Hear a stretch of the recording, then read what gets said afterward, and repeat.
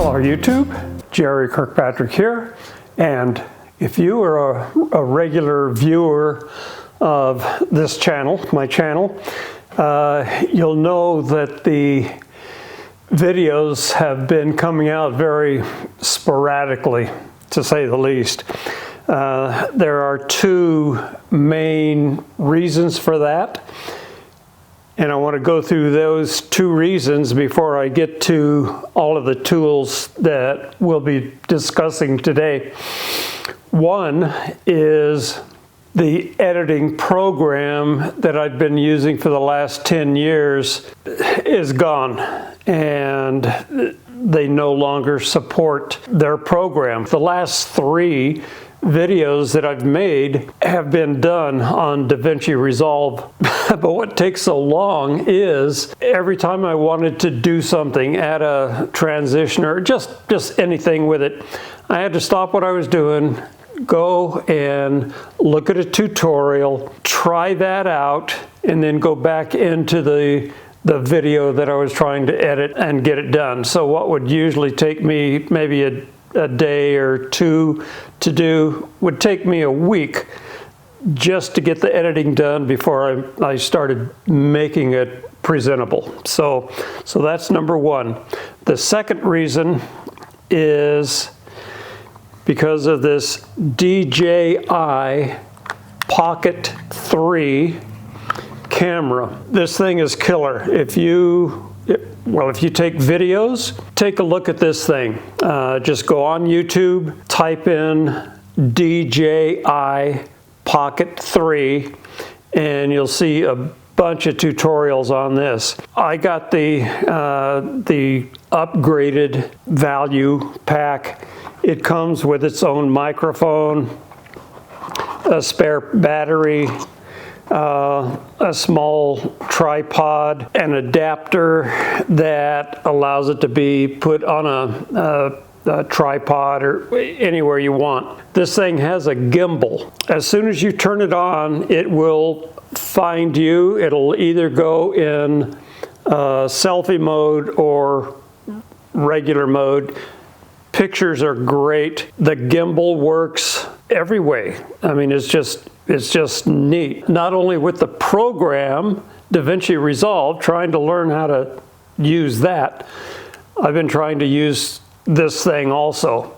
So these are the two reasons why getting videos out has been taking so long. The more videos that I make, the swifter I will get at both the editing and learning how to use this thing. That catches you up on why it's taken so long in between each of my videos. It's not an excuse, it just is what it is. I've got a list. I mean, I've got a bunch of videos to make.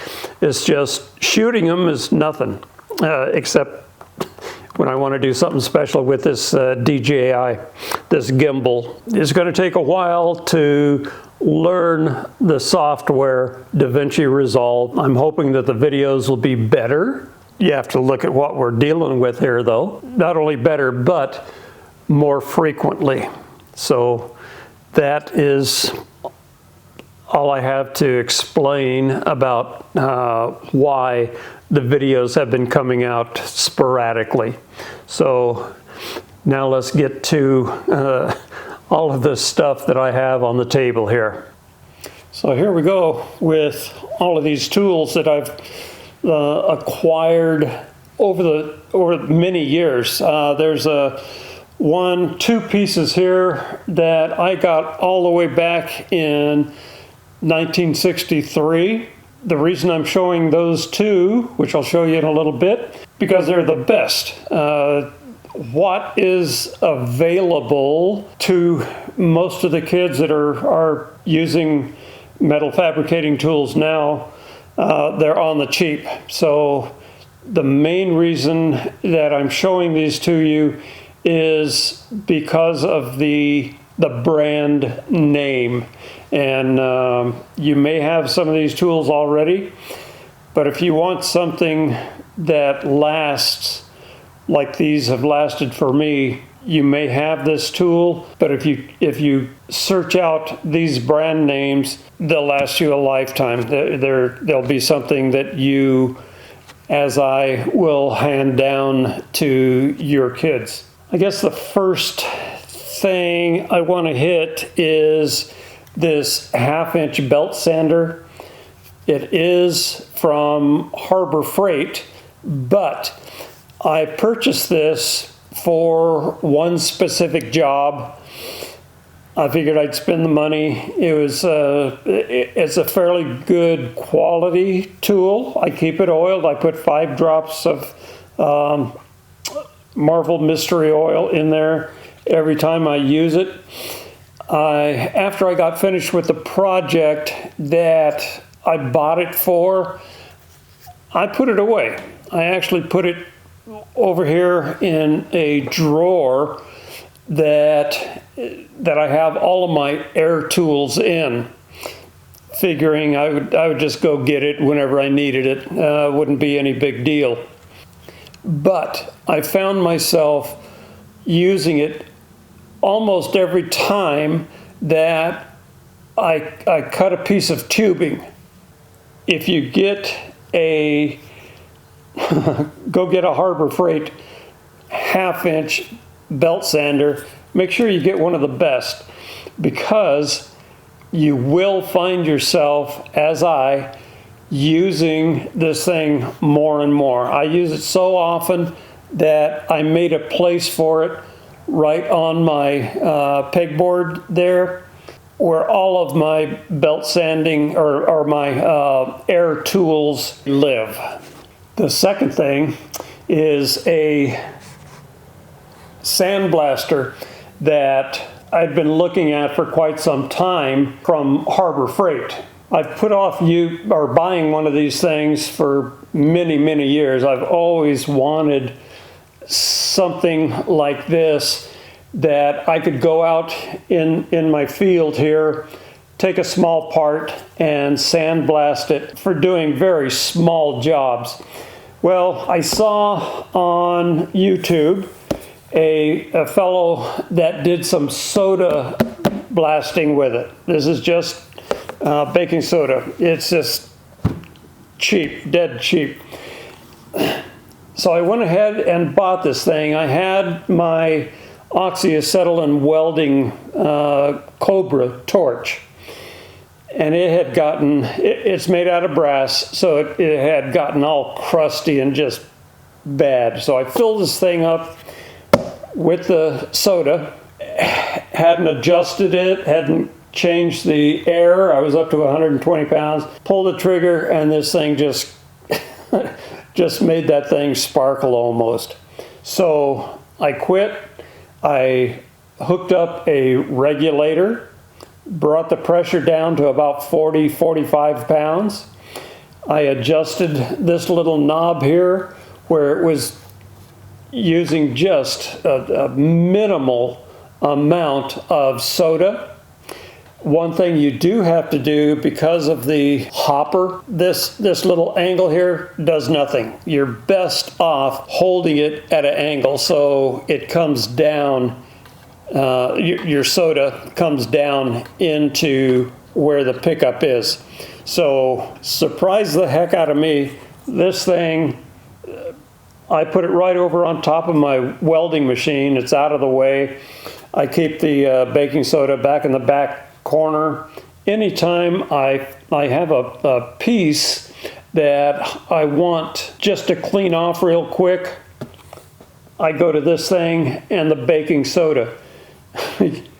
You do not want to use this as a sandblaster unless you're fully covered. I don't use anything other than rubber gloves when I do the soda blasting. Do it outside, obviously, and 45 pounds of pressure, and you can turn the feed for the soda down to almost nothing. Adjust it to where it's doing the job that you need. This would be a nice tool to have. Next is this UVEX face shield.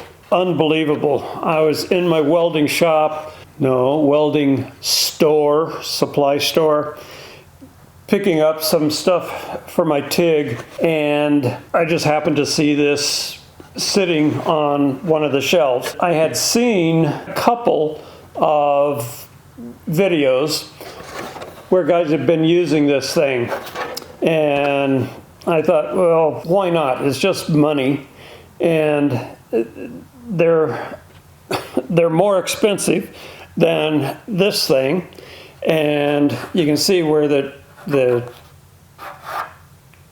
grinding has just stuck to this.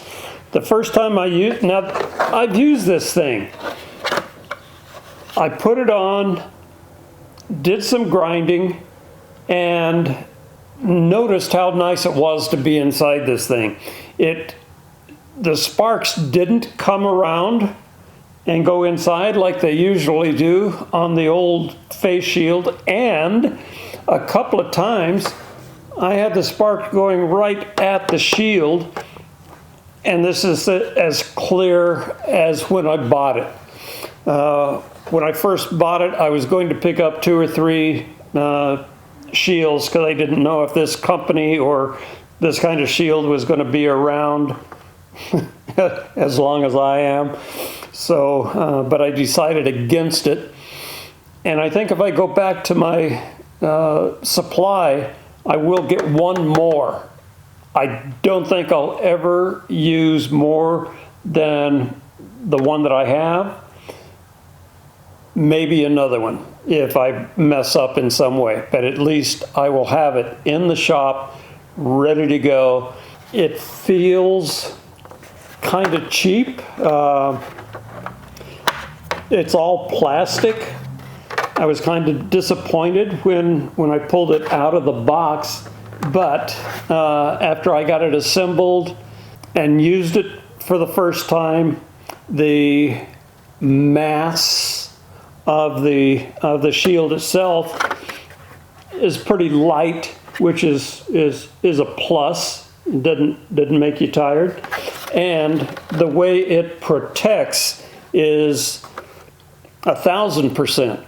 If you're going to get a new shield for your old type face shield, go ahead and get one of these. You'll love it. You'll thank yourself for doing so. And you'll probably thank me for telling you to get one. The next thing is this acetone dispenser. And I got this just by accident, actually. My wife was taking her fingernail polish off, and she had this sitting on our coffee table there. I saw her just take this thing, push on it a couple of times,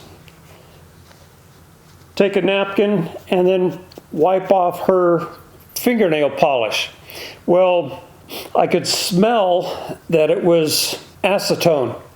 So after she got finished, I looked at the bottle, and it says 100% acetone. Went to our local drugstore. I finally found this down on a bottom shelf where they had not all the fingernail polish stuff, but other beauty creams and stuff. I had to ask the manager of the store where it was, and this thing is neat. I keep it on my welding table all the time when I do layout, when I use a magic marker or whatever, even Dykem.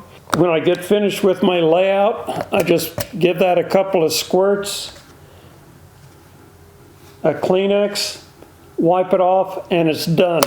I also keep my lacquer thinner is in a squirt bottle, and my acetone is in this thing. And having it handy all the time is really neat. So look at your local drugstore or wherever you get your fingernail polish and such.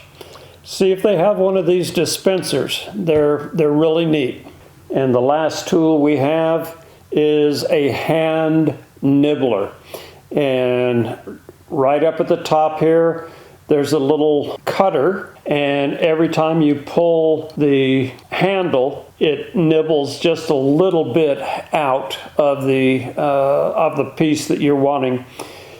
If you want a round hole with a flat bottom, this is the way to do it. You can drill the minor size of the hole, and then you can work all the way around, nibble out the excess for the hole, and then file it to your line. You probably lay it out, or at least I lay it out with Dicom, so I know the exact shape of the hole. And on some of the switches, you'll have a hole and then a little notch cut out so the switch doesn't rotate. This is a tool to use while making that notch. Let me see if I can find the name. It says Adele Tool Company, Chicago, Illinois. If you can't find this on Aircraft Tool, Amazon, just type in Adele nibbler and see if you can't get one of those. So there you have it. That's the number of tools that I have that I use on a very regular basis, or did when I was working regular. There are two tools, the little bead blaster and that 1/2-inch belt sander. I use the heck out of them. I bought them on a whim and thought I'd use them once or twice for a specific job. I wound up using them all the time now. And for the face shield, just go out and buy one. I mean, you will not be sorry. So thank you very much for watching.